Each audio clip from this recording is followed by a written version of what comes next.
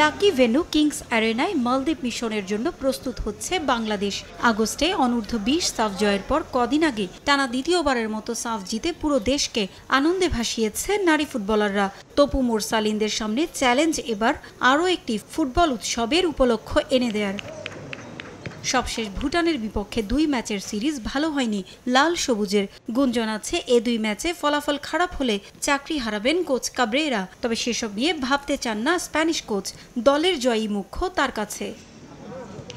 দীর্ঘদিন পর দলে ফিরেছেন গোলরক্ষক আনিসুর রহমান জিকো। তাকে নিয়ে আশাবাদী কাব্রেরা। ম্যাচের আগে 2টো প্রস্তুতি ম্যাচ খেলেছে বাংলাদেশ, সেটা আশা যোগাচ্ছে তাকে। চাকরি নিয়ে ভয় পাই না, মালদ্বীপ শক্ত প্রতিপক্ষ, ওদের হারানোই আমাদের লক্ষ্য। ফুটবলাররা ফিট আছে, ফরওয়ার্ডদের গোল খরা নিয়ে সমালোচনা হচ্ছে, তবে আশা করছি মালদ্বীপ ম্যাচে আমরা সেটা কাটিয়ে উঠতে পারবো।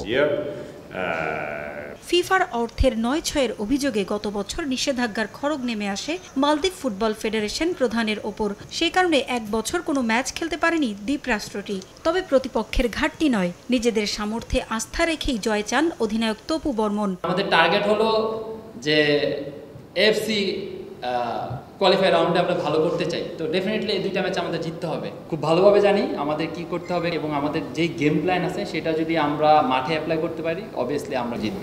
গেল অক্টোবরে এই মাঠেই সবশেষ ম্যাচ খেলেছিল মালদ্বীপ। বাংলাদেশের কাছে হারের পর বিশ্বকাপ বাছাই থেকে বিদায় ঘণ্টা বাজে তাদের। ফুটবলে নেমে আসে অন্ধকার। 1 বছর পর আবারও চেনা ভেন্যুতে ফেরাটা স্মরণীয় করে রাখতে চান কোচ আলী সুজেইন।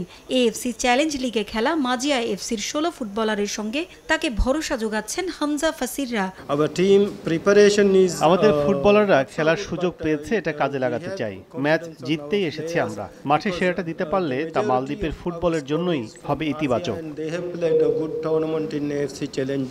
এখন পর্যন্ত খেলা 18 ম্যাচের মধ্যে 8 জয়ে এগিয়ে আছে বাংলাদেশ। 6 ম্যাচে জয় আছে দ্য সির, 4টি ম্যাচ হয়েছে ড্র। 2025 সালের এশিয়ান কাপ বাছাইয়ের ড্রয়ে সুবিধাজনক অবস্থানে থাকতে চাইলে ফিফা র্যাঙ্কিংয়ে এগিয়ে যেতে হবে বাংলাদেশকে। হোম কন্ডিশনে বছরের শেষ 2 ম্যাচে মালদ্বীপকে হারিয়ে সুবর্ণ সেই সুযোগটা লুফে নিতে চায় লাল সবুজ।